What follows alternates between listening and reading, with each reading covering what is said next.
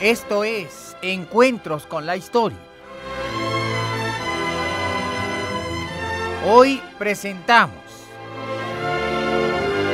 el capítulo 72 y último de la serie. El Imperio, 196 años de la grandeza azteca. El conocimiento de la historia nos transforma en mejores personas y el conocimiento de la historia mexicana nos convierte en mejores mexicanos. Mexicano, haz un esfuerzo por conocer tu historia. Productor general y productor ejecutivo, el señor Pedro Manzano. Efectos físicos, efectos especiales, ambientación y operación técnica, Jorge Alonso. También en la operación técnica, César Arturo Becerril.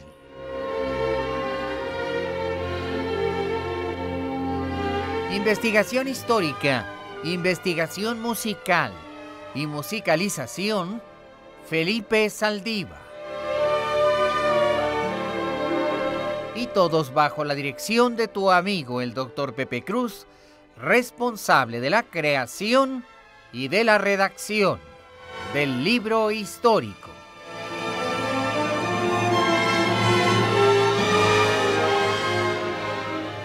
Nuevamente te recuerdo que este es el último capítulo de nuestra serie.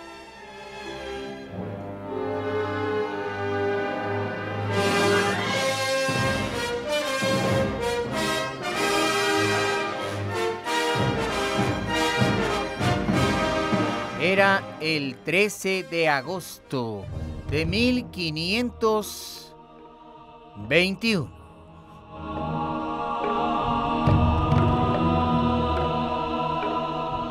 El cielo tronaba estremecedor y Bernal Díaz del Castillo asegura que esa noche llovió por entero, con rayos y centellas, como nunca antes en las noches de aquel mes.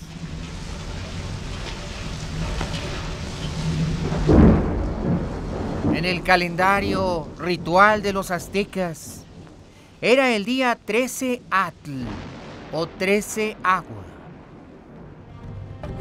Era el mes de Tlaxochimaco. En el calendario mágico era el día Coatl 1 Serpiente del año Yey Cali 3 Casa. Los dioses aztecas habían comenzado su agonía. Ya no habría quien les ofreciera culto. El imperio había alcanzado su último momento.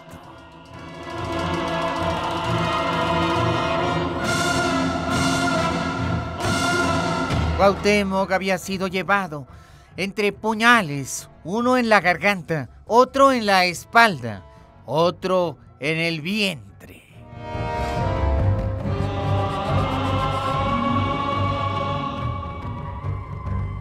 Y Hernando de Cortés se le quedó mirando e hizo una indicación. Los españoles que le llevaban capturado entendieron que deberían quitar las filosas navajas que acercaban peligrosamente a su cuerpo. Pero Cuauhtémoc dijo a Cortés: «Mátame, Malinche, mátame».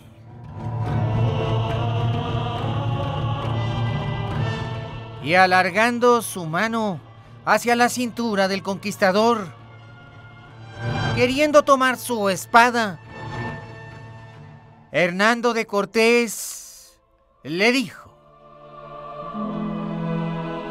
no temas, Cuauhtémoc. Se hizo un silencio pasmoso. Doña Marina estaba al lado del capitán Cortés. La Malinche, como la conocemos en la historia, se quedó observando al joven Hueytlatoani Semanagua y le dijo: dice mi capitán Cortés que no debes temer por tu vida.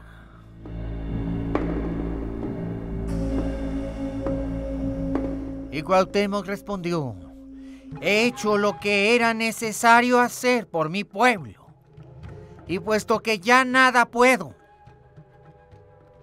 deseo morir. Doña Marina tradujo las palabras una a una de lo que el gran señor azteca le decía. Entonces Hernando de Cortés, en un aire teatral y benigno, dijo a Cuauhtémoc: te equivocas, noble señor. Aún puedes hacer mucho por los tuyos y para que sobrevivan. Y no te preocupes, tu vida está a salvo. En el rostro de Cuauhtémoc aquellas palabras habían hecho impacto psicológico. Aún puedes hacer mucho. Inmediatamente después, dejó a Cuauhtémoc en medio de un grueso pelotón de españoles como guardias. Se le explicó al emperador azteca que Hernando de Cortés deseaba que aglutinara a su gente y que entre todos despejaran las calzadas y los patios y que enterraran a los suyos como era menester, con honor y gloria. Y aquellas palabras hicieron sentido al emperador azteca. Era algo que todavía podía hacer por ellos.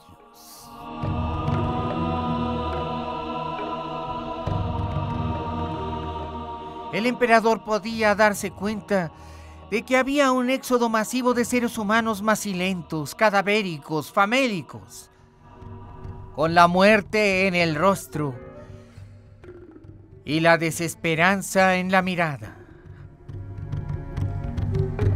Entonces, Cuauhtémoc empezó a dar auxilio a los suyos. Debidamente custodiado y con cadenas, se acercó a la gran plaza de Tlatelolco y empezó a dar órdenes a los suyos para que se dieran los últimos auxilios a los moribundos. De inmediato ordenó que se hicieran preparativos para hacer funcionar los acueductos de Coyohuacán y Chapultepec. Hernando de Cortés había sido noble en la victoria. Y Cuauhtémoc no perdió el tiempo. Se dedicó a auxiliar a su gente. Y así fue por espacio de 5 días.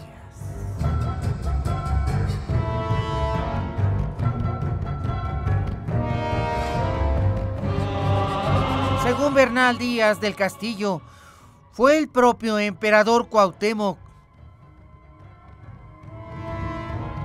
quien pidió a Cortés se permitiera traer una gran cantidad de leña de Tlacopan. Después se hicieron cientos de piras, miles, y en ellas ardieron los nobles señores aztecas y también las mujeres y los niños. Y durante 5 días, miles de piras lanzaron al viento a aquellos nobles corazones. Cuauhtémoc tenía esperanza de que subieran al Altísimo, en los 13 cielos del Omeyocan. Allá irían como colibríes a vivir en la vida eterna, con el gran Padre, con el ave colibrí.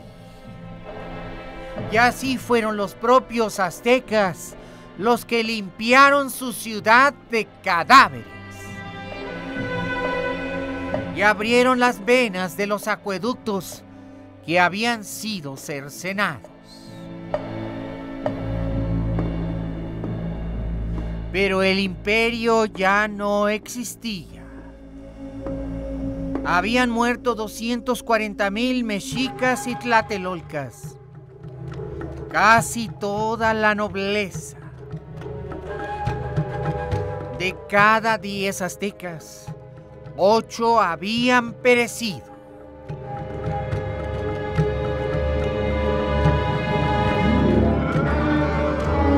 Y ese fue el trabajo durante 8 días para Cuauhtémoc y para su gente.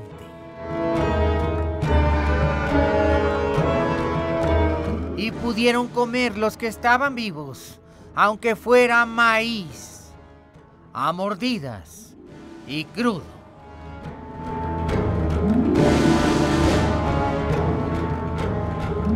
Y mientras tanto, Hernán Cortés ordenó que en Coyoacán se efectuara una gran fiesta a la que asistieron todos los conquistadores.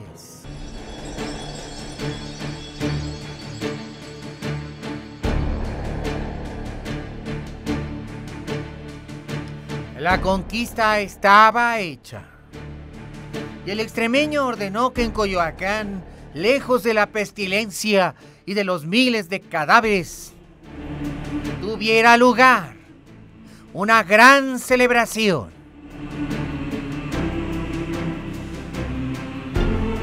Y los 500 españoles aún vivos se entregaron por una noche al vino y al baile. Y las pocas mujeres españolas y blancas que había se aderezaron de la mejor manera que pudieron.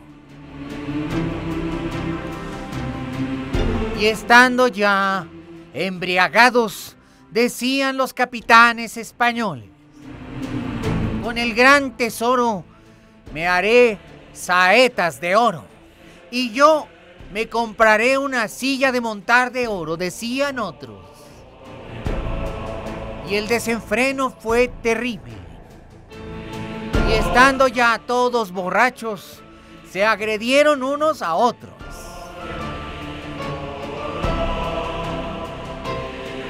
Y era un espectáculo terrible y lamentable, que a la mañana siguiente Fray Andrés de Olmos condenó, exigiendo a Hernán Cortés se hiciera una misa de desagravio por todas las bajezas, los insultos, las blasfemias de aquella bacanal.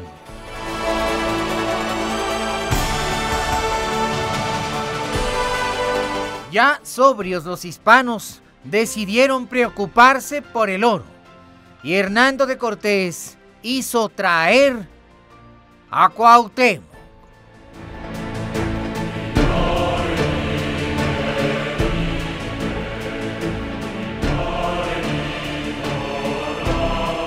Le preguntó entonces por el gran tesoro de Moctezuma que habían perdido el 30 de junio de 1520 durante la Noche Triste.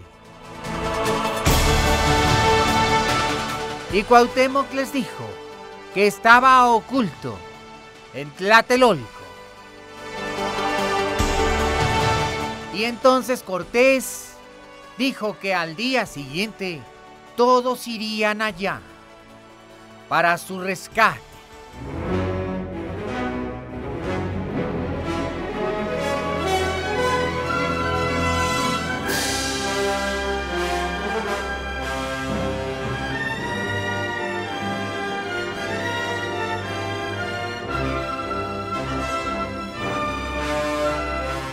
Era la mañana del 22 de agosto de 1521. Habían pasado tan solo 9 días desde la caída de Tenochtitlan.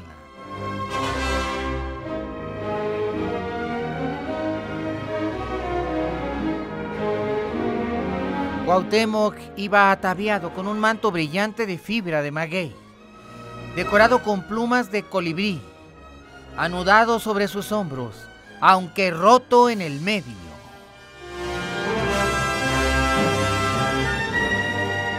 A su lado derecho iba Cuauhnacotzin, el rey de Texcoco, vestido con una manta hecha con hilo de maguey, adornado con imágenes de flores. Y a la izquierda del emperador azteca iba Tetlepanquetzaltzin, el señor de Tacuba. También llevaba una manta de maguey, y los tres llevaban sus vestiduras muy sucias. Un enjambre de nobles y sacerdotes seguían a los tres reyes de la Triple Alianza, ahora vencidos y encadenados de sus brazos.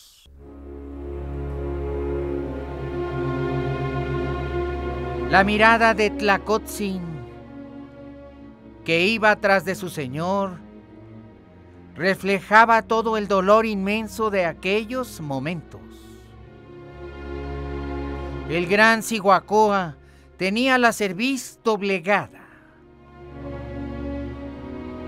y Petlahuatzin, el gran Tlilancalqui, también dejaba ver los signos de la tristeza en su rostro. El sumo sacerdote del ave colibrí, Motelquiutzin, era el más adolorido de todos. Avanzaban en una línea, mirando los restos de lo que había sido su ciudad. Eran tan solo las cenizas de lo que fue un imperio. Pero ya no hedía. Los cadáveres habían sido levantados por miles e incinerados en los cientos de piras.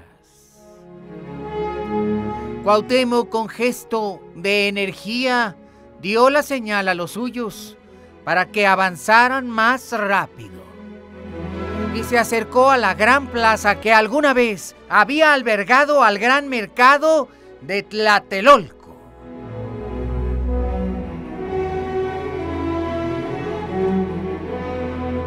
Hernando de Cortés venía tras ellos, al lado de doña Marina, su lengua, su amante y su intérprete. Todos estaban azorados. Aquellas cenizas era todo lo que quedaba de la ciudad más bella del mundo. Hernán Cortés movió la cabeza con dolor, diciendo: pudo haber sido de otro modo, y que la gran Tenochtitlan aún estuviera en pie. Pero ya no había nada que hacer. Eran días de asombro y de desolación. Al menos ya no había gente ahogada en los canales, ni niños moribundos en las calles comiendo gusanos de cadáveres. Cuauhtémoc, con una mirada generosa, agradecía a Hernando de Cortés que le hubiera permitido auxiliar a los suyos y así salvar muchas vidas. El propio Cuauhtémoc empezó a suponer que algo de generoso había en aquel extraño Malinche, que parecía ahora transido de dolor por la destrucción de Tenochtitlan.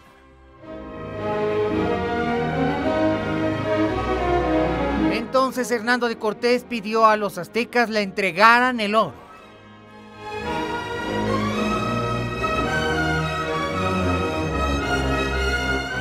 Y los grandes señores de Tacuba, Texcoco y Tenochtitlan dieron la orden, y más de 50 tamemes que le seguían, siguiendo las instrucciones, encontraron el oro.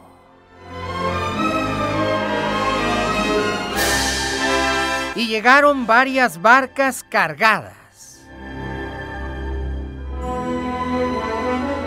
Venían los estandartes adornados con oro, las grandes coronas copili de los emperadores, los inmensos brazaletes, los besotes, las pierneras de oro, los cascos y los grandes discos de oro de los dioses, de inmenso tamaño y peso. Y entonces Hernando de Cortés dijo al gran Cihuacóatl Tlacotzin, por voz de doña Marina, su intérprete: ¿pero esto es todo? ¿Dónde está lo demás? Y aunque el tesoro que se le había entregado era una fortuna inmensa, calculada en 400,000 castellanos de oro, Hernando de Cortés quería recuperar la inmensa cantidad de oro que había perdido el día de la noche triste. Y le dijo al gran Cihuacóatl: lo que yo espero es 100 veces mayor. ¿Dónde está? Decídmelo o seré capaz de cualquier cosa. Tlacotzin le dijo que eso era todo lo que quedaba en las arcas del imperio, porque los emperadores habían repartido mucho a los pobres. Y entonces Cuauhtémoc se adelantó y con voz firme, a través de doña Marina, la Malinche, le dijo a Cortés: yo ordené que fuera esparcido sobre las aguas de las lagunas, para que nunca se encontrara ese oro, para que fuera tragado por la tierra, para que nunca cayera en tus manos. Y la cara preocupada y de gesto amable de Cortés se descompuso rápidamente. Y lleno de ira, barbotó una serie de órdenes, amenazando que si el tesoro no aparecía, serían torturados.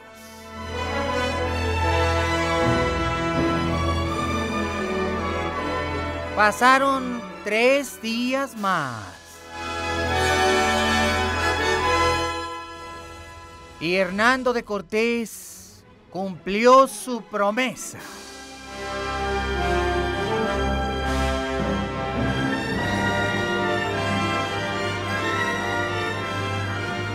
Se ordenó que Cuauhtémoc fuera torturado. Y es que los soldados de Cortés se habían enterado de que no les tocaría nada de oro. Después de quitar la 1/5 parte del rey y la de los jefes y capitanes, les quedaría solamente una bicoca. Y airados exigieron a su capitán encontrar el tesoro, matar a Cuauhtémoc, torturarlo hasta que hablara. Y fue tanta la exigencia que le hicieron que a Hernando de Cortés no le quedó más remedio que acceder. La corona española le juzgó por eso, considerando aquello un acto criminal. Y Cortés dijo que muy a su pesar tuvo que autorizarlo.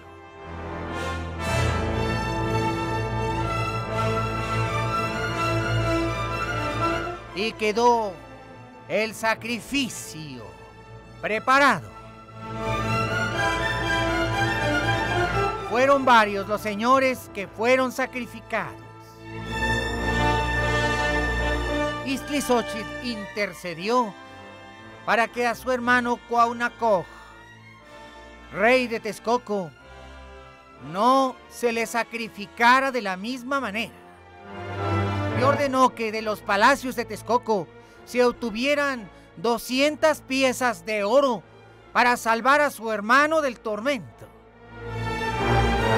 Y solo así Cortés se apiadó de él. Mientras que a Cuauhtémoc y a Tletlepanquetzal se les sumergieron los pies primero en agua hirviendo.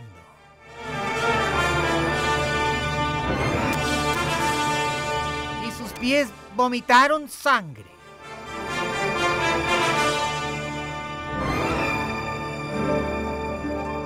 Y no contentos con ello, se les colocaron brasas ardiendo en los pies. Y luego se les echó aceite y se les acercó a las brasas para que sus pies ardieran por completo.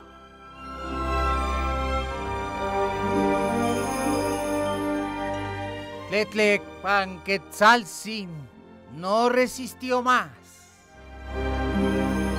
y lanzando gemidos rogaba a sus verdugos suspender la tortura. Cuauhtémoc, sin quejarse, miraba con desprecio a los Malinche.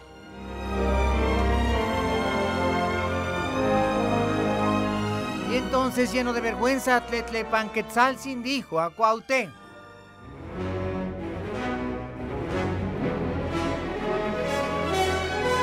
perdona, mi señor, por tanta queja.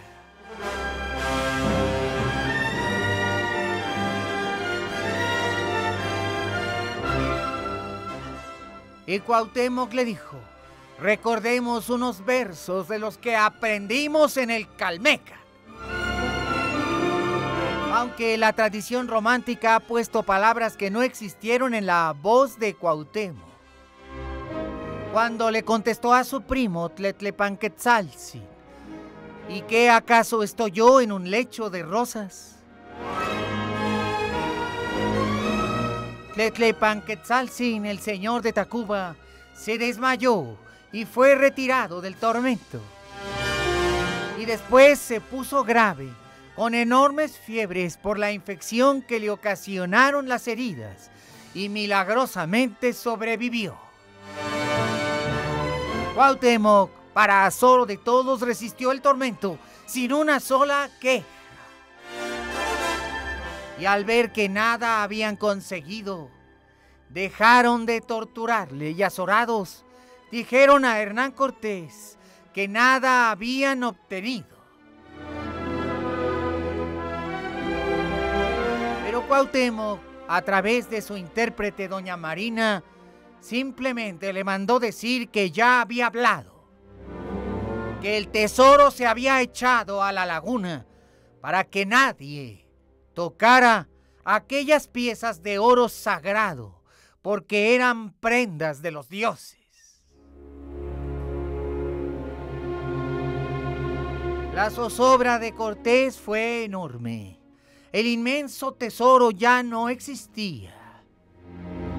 Todo por lo que sus hombres habían luchado no se vería más. Y esto le hizo impopular, y muchos de sus soldados salieron de la Nueva España maldiciendo su nombre y sintiéndose engañados. Pero Cortés les dijo que habría otros privilegios, puesto que la gente de aquellos pueblos sería esclavizada y se les entregarían tierras opulentas e indios para trabajar las tierras en calidad de esclavos. Y en ese momento, nuevamente, los que le habían seguido estuvieron contentos.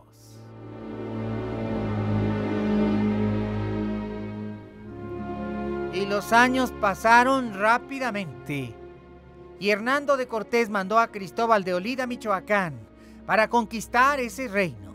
Y luego lo mandó a Ibueras, ubicado hoy en Honduras. Y lentamente los hispanos se hicieron señores de la tierra.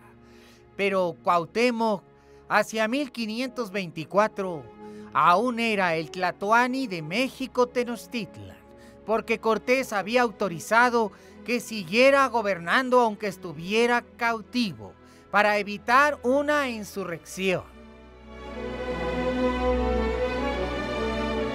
Y ordenó que su esposa Tecuispo le atendiera personalmente y viera por él.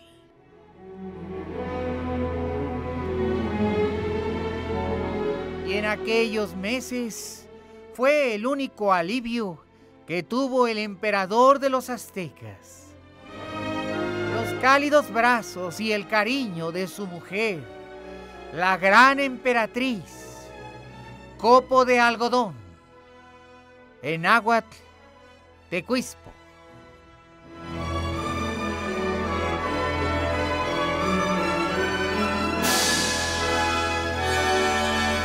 Vamos a mensajes.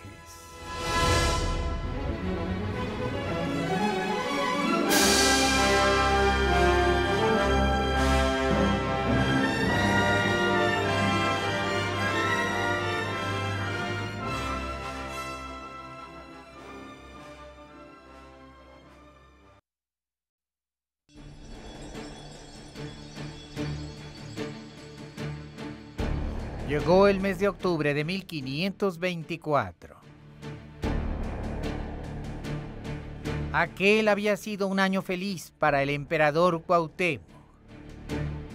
Y aunque estaba semipreso, había logrado ayudar a su gente. Había sido de nuevo abierto el acueducto, el gran acueducto de Chapultepec. Se le había reconstruido a la usanza española. Su esposa, la más grande de las mujeres de Anáhuac, la hija de Moctezuma, había sido bautizada como Isabel de Moctezuma. Y la bella Tecuispo, a pesar de que Cuauhtémoc no quería convertirse al cristianismo, le había hecho entender que aquellos eran nuevos tiempos, que los dioses se habían ido para siempre. Su bella, dulce y delicada mujer, la princesa Tecuispo, era ahora Isabel.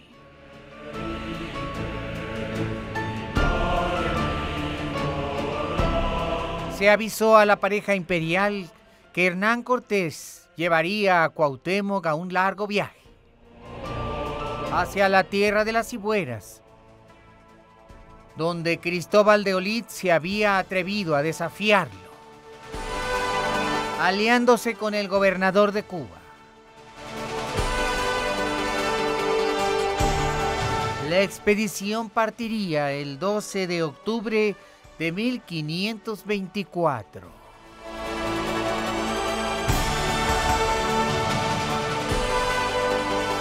Cuauhtémoc contemplaba su ciudad en aquella mañana al alba.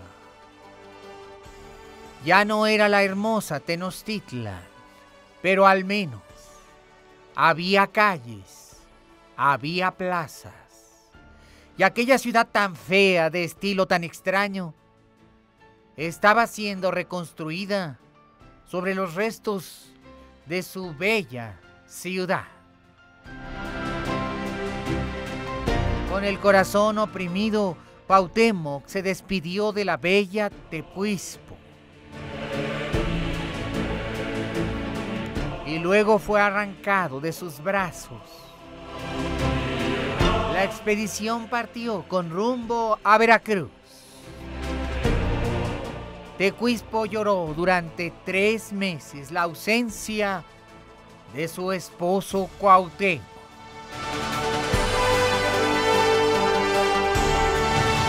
Doña Isabel, como le decían, sin embargo, había quedado en la corregencia, convertida en emperatriz de los aztecas.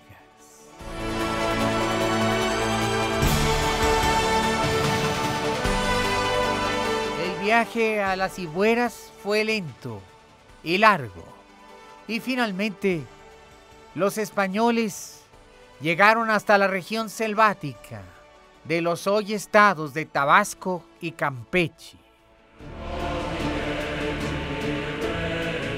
Se perdieron todos en la selva, pero Cuauhtémoc y los suyos sí sabían en dónde estaban. Con antiguos señores mayas, a los que conocían y con los que habían comerciado. Eran las tierras de Pax, Bolón, Achá. Y Cuauhtémoc tuvo la necesidad de conspirar. Y secretamente se reunió con el señor de los mayas, Pax, Bolón, Achá. Vamos a mensajes.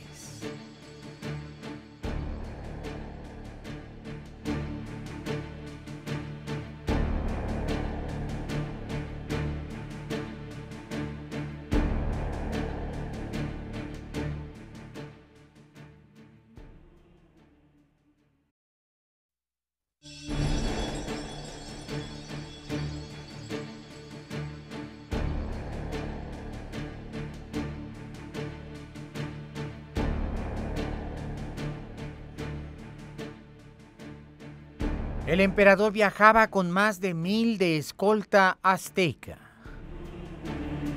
uniendo sus fuerzas con el señor de los mayas.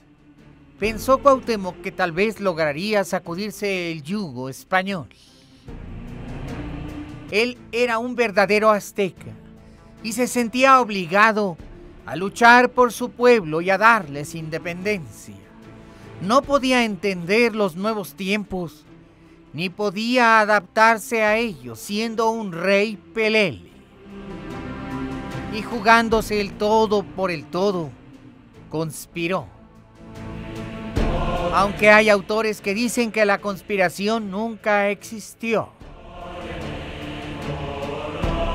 Sin embargo, otras fuentes aseguran que la conspiración sí existió y que Tlacotzin, el Cihuacóa del emperador, fue el traidor que lo delató a Cortés. Con mirada de recriminación, el último emperador azteca miró a Tlácotl, haciéndole sentir con el peso de su mirada toda su reprobación. Y Tlácotl ya no le dio la cara y salió huyendo. Hernán Cortés ordenó que los reyes de Tacuba, Texcoco y el emperador fueran ajusticiados.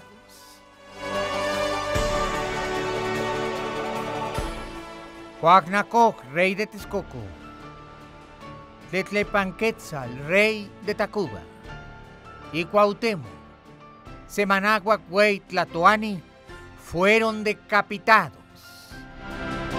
Y después sus cuerpos colgados de los pies en la plaza de Izancanac para mayor humillación. Era la mejor salida política para Hernán Cortés, acusándolos de alta traición para poder matarlos.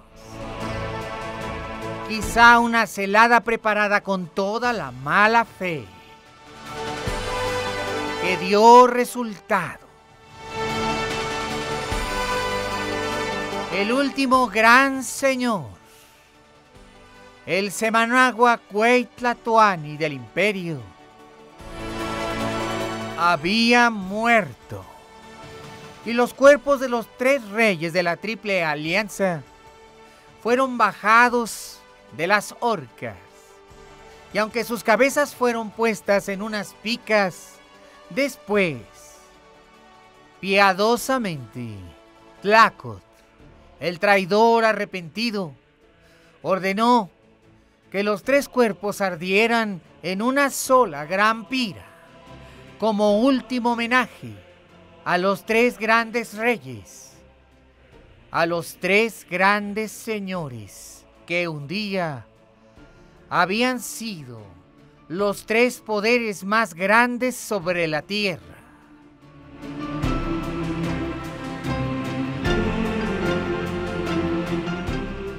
Habían muerto los 3 grandes señores, pero había nacido un mito eterno, el de la fama y la gloria de un imperio que será eterno.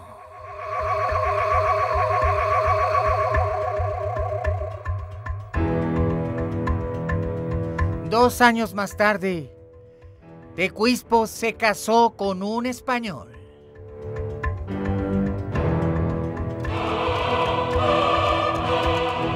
Por las venas de una nueva nación había una mezcla de sangres. Y el imperio, simbolizado por el águila y la serpiente, permanecería vivo a través de la nueva raza. Sus símbolos inmortales, el águila y la serpiente, serán eternos.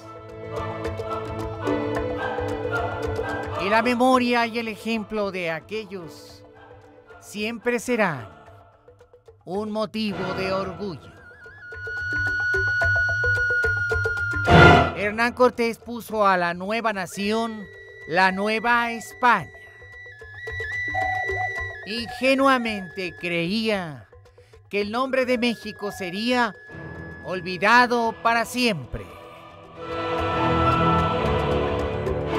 Pero eso no ocurrió. Y 300 años después, los hijos de aquellos renacieron en la forma de una nueva nación que hoy se llama México. Y con su signo característico, el imperio sigue vivo y permanecerá vivo para la eternidad a través del águila y la serpiente. Esta es la historia de un imperio que permanece eternamente en la mente de todos los mexicanos.